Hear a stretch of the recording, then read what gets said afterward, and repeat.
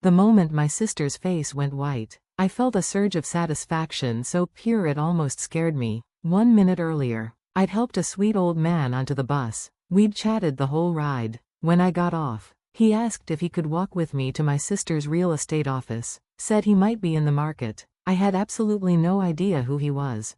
But Vanessa did. The second she saw him standing in her lobby, she froze. The color vanished from her face. Her hands began to tremble. And this kind, frail stranger looked at my powerful, always in control sister and said, calmly, "Hello, Vanessa. I believe you told your sister I was dead.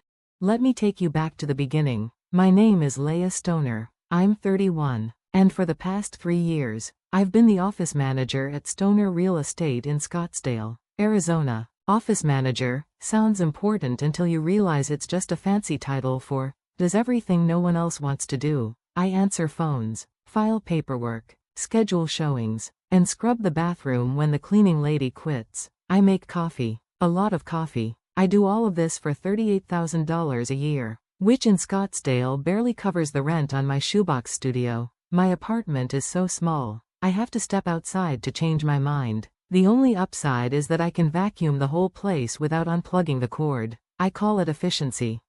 My sister Vanessa owns the company. She's 38 and lives on a different planet. She drives a white Porsche Cayenne. She owns a $2.3 million house in Paradise Valley. Her haircuts cost more than my monthly grocery bill. And me? I drive a 2009 Toyota that breaks down so often. My mechanic sends me a Christmas card. I'm pretty sure I'm funding his kid's college fund.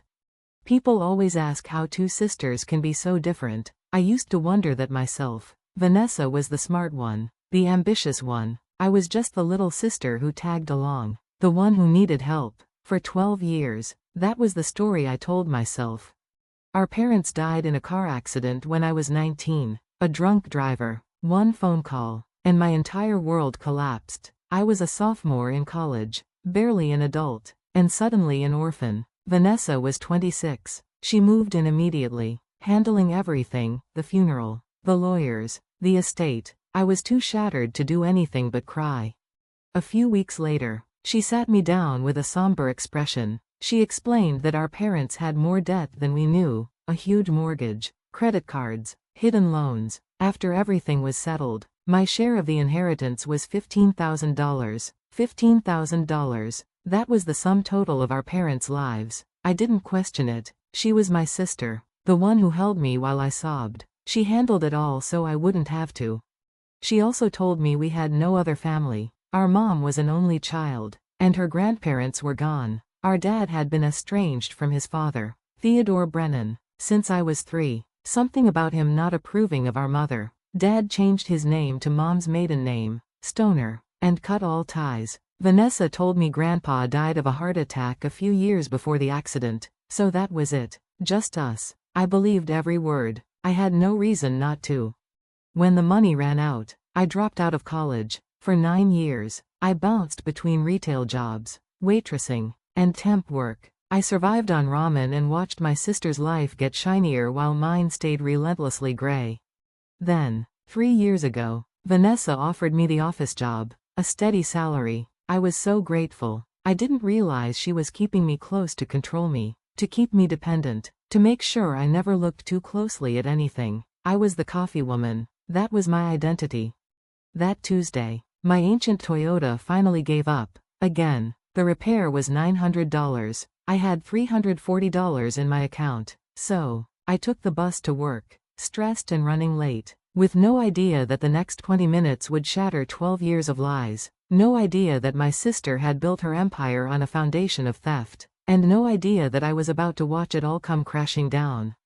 The 7:15 bus was packed. I found a spot near the middle and was mentally calculating my debt when the bus lurched to a stop. An elderly man struggled to get on. He was well dressed in a blazer and slacks, but he was off balance, juggling a cane and a leather bag. He dropped the cane. I was on my feet before I thought, grabbing his arm and scooping up the cane. He looked at me with bright blue eyes and smiled. "Well, that's the most excitement I've had all week. Thank you, young lady." I helped him to my seat, insisting I was fine to stand.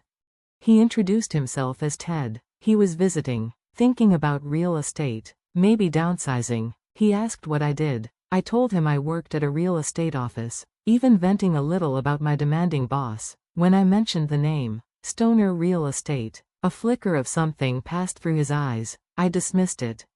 We chatted the rest of the way. He was genuinely interested, funny, warm. He reminded me of what I imagined a grandpa should be like, something I never had. When we reached my stop, he asked if he could walk with me. Maybe he'd look at some listings. Sure, I said. He seemed harmless. Inside the sleek, glass-walled office, I offered him coffee and asked him to wait. A few minutes later, Vanessa emerged from her back office, her professional smile firmly in place. Then she saw Ted. She froze. I've seen my sister handle furious clients and cutthroat negotiations. I have never, not once, seen her lose her composure. But in that second, the color drained from her face. Her hand shot out and gripped the doorframe. Her smile vanished. Ted stood slowly, straightened his blazer, and looked at her with calm, sad eyes. Hello, Vanessa. I believe you told your sister I was dead.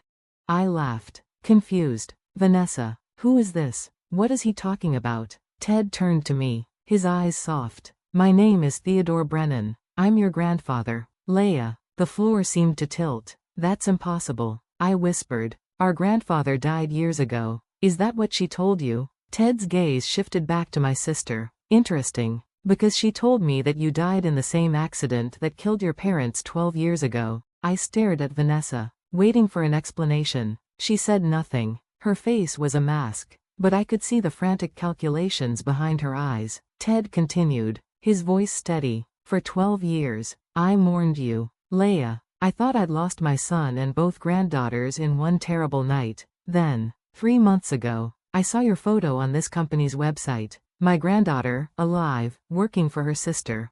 My brain refused to process it. Vanessa. My voice cracked. What is he talking about? She finally moved, forcing a smile. Grandpa Ted, you're confused. Let me explain. I'm not confused, Ted said, his voice turning cold. I hired a private investigator. Vanessa, I know exactly what you've done. He pulled a thick manila folder from his bag. Shall we discuss this here, or should I go straight to the police? My morning coffee was not strong enough for this. Vanessa's smile wavered. For the first time in my life, I saw pure, naked fear in my sister's eyes. Ted opened the folder. Inside were documents, photos, a detailed investigator's report. He explained how he found me, and then he revealed the scope of her lies.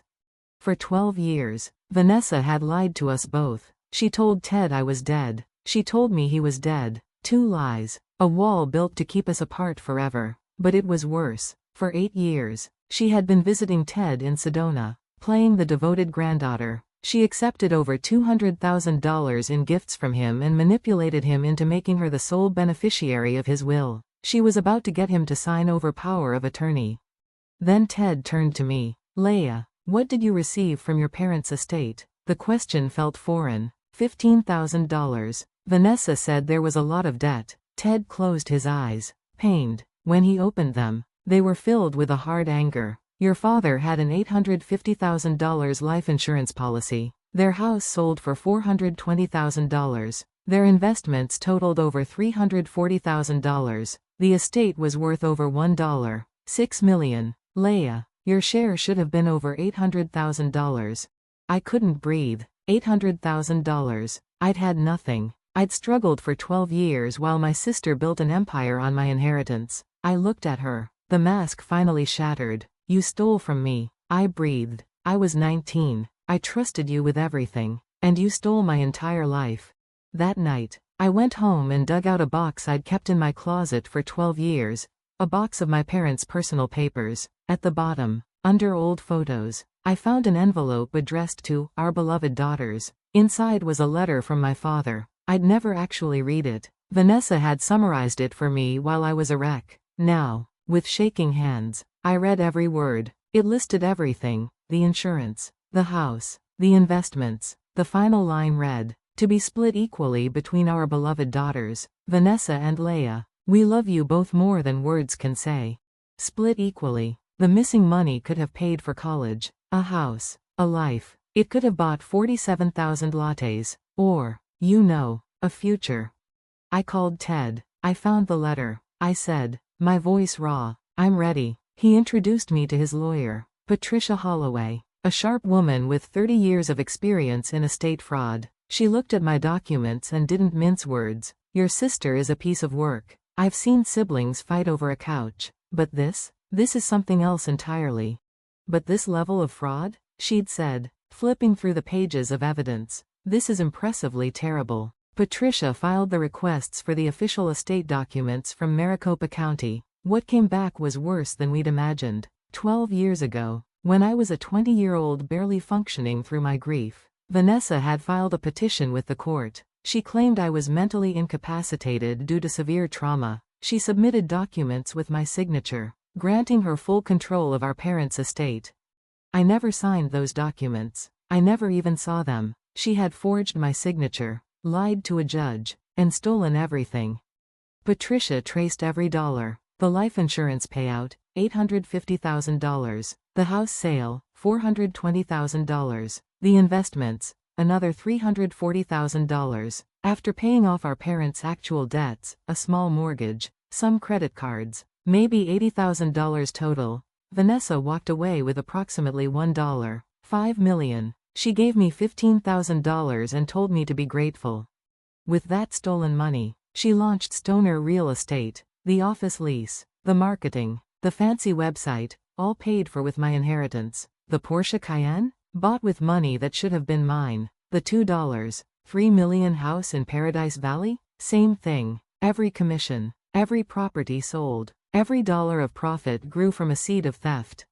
And while she was living that life, I was working double shifts at a diner, counting pennies, wondering why I couldn't get ahead no matter how hard I tried. Then she offered me a job, her generous big sister act. $38,000 a year to work 60 hours a week, fetching her coffee and organizing her files. She kept me close, kept me poor, kept me grateful. Patricia also investigated Vanessa's relationship with Ted. Over 8 years, she'd extracted more than $200,000 from our grandfather in gifts. She convinced him to change his will twice, making herself the sole beneficiary of his $4 million estate. She was weeks away from getting power of attorney, which would have given her complete control over his finances. This wasn't just theft from me. This was elder financial exploitation, a serious felony in Arizona. Patricia laid out our options: a civil lawsuit that would take years, or a criminal complaint that could put her in prison. If we do this right, she said, she won't just lose the money, she'll lose everything.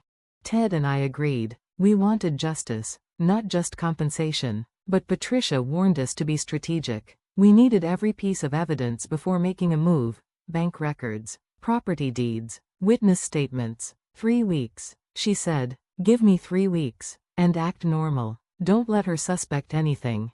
21 days of pretending. I went to work every morning. I smiled at Vanessa. I fetched her coffee. I said, yes, Vanessa. And, right away, Vanessa. To every demand. Every interaction felt like swallowing broken glass. But I did it. I played the role of the grateful little sister, the loyal employee who had no idea she'd been robbed. At night, I met with Ted and Patricia. We reviewed documents, tracked bank transfers, built our case piece by piece. I learned that Vanessa was meticulous about keeping her two worlds separate. She never mentioned the real estate company to Ted, never talked about her business. She told him she worked in financial consulting and left it vague. That's why he never Googled her company, never stumbled across my photo until that random day. She had built a wall between her lies, and she thought it would hold forever. It didn't.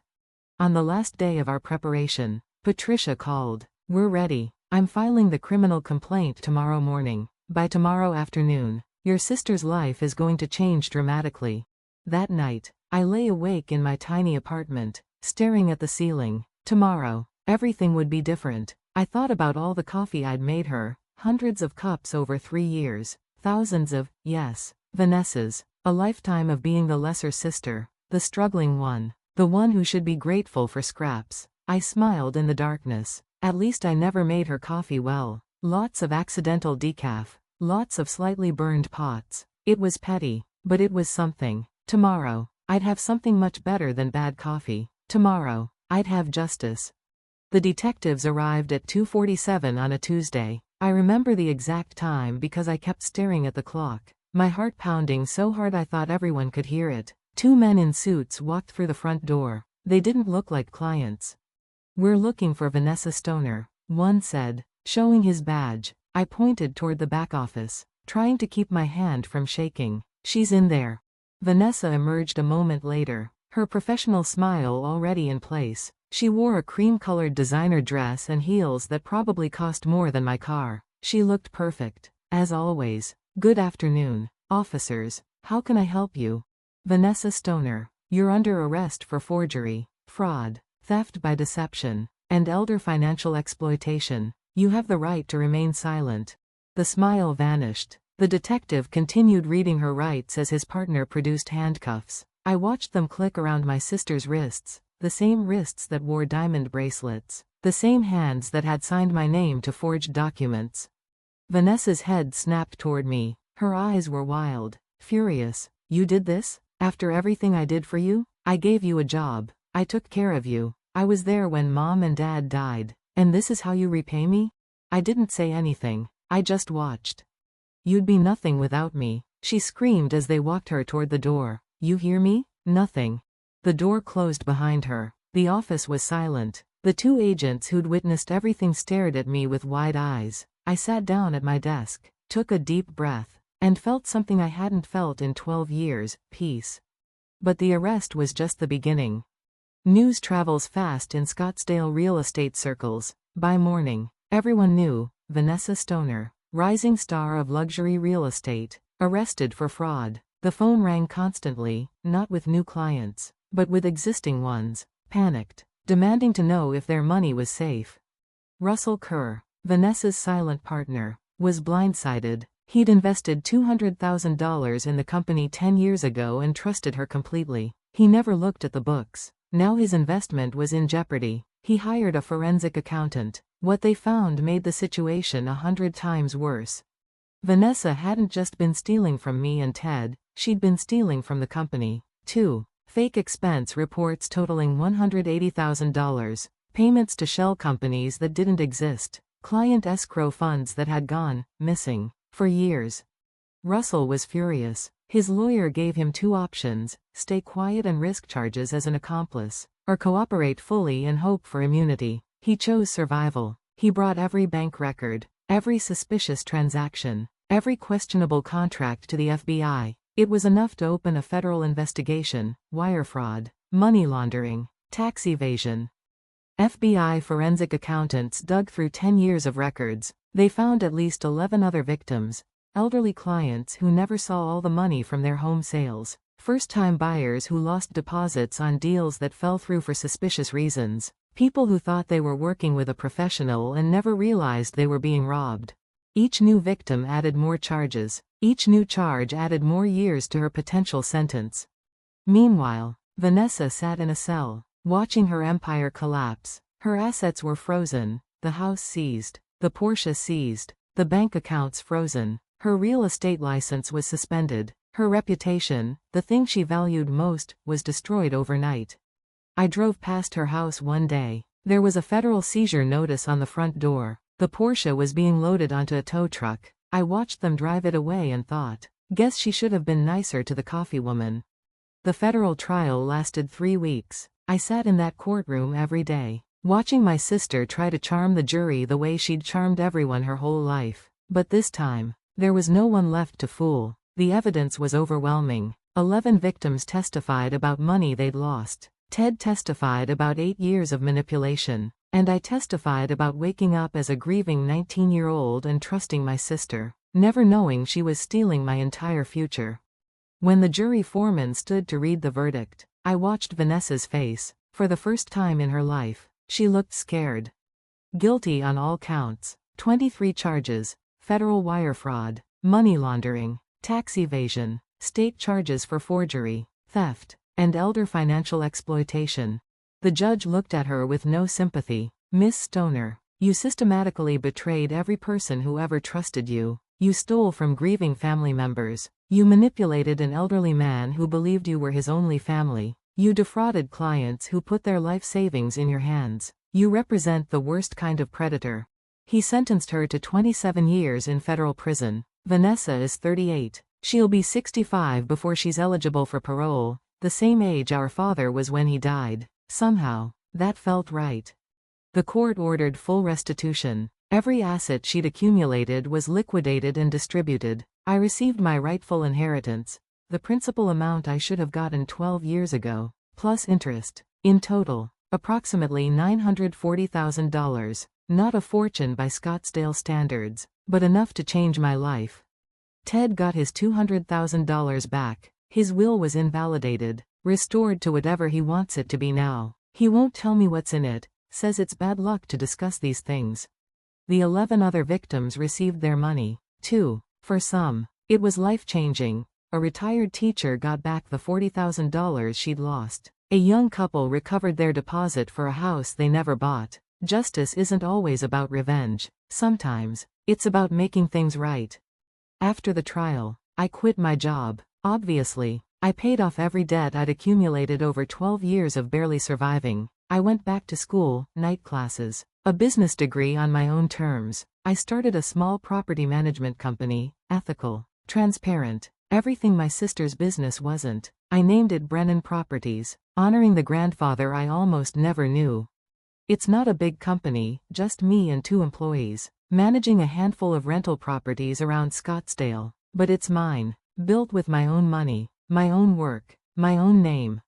And yes, I finally retired the 2009 Toyota. I didn't buy a Porsche. I bought a Subaru Outback, reliable, practical, real. Every time it starts on the first try, I smile. Ted and I built a real relationship. Sunday dinners at his place in Sedona. Phone calls twice a week. He's 79 now, and he knows time is precious. We can't replace the lost years, but we can have whatever time is left. One Sunday, he told me something I'll never forget. We were sitting on his porch, watching the sunset turn the red rocks orange and gold. Your father would be so proud of you, he said quietly. I know I am. I cried. It was the first time anyone had said that in 12 years.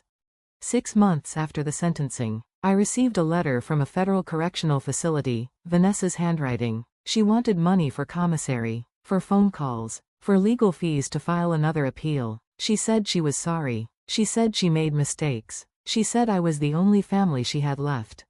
I read the letter once, then I threw it in the trash. Some doors, once closed, stay closed.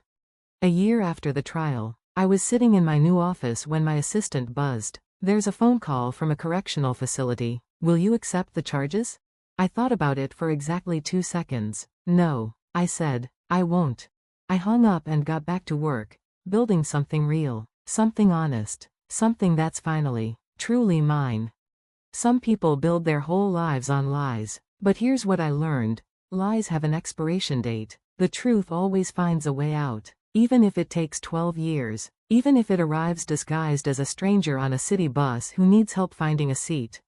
Be kind anyway. You never know who's watching or who's been waiting 12 years to find you.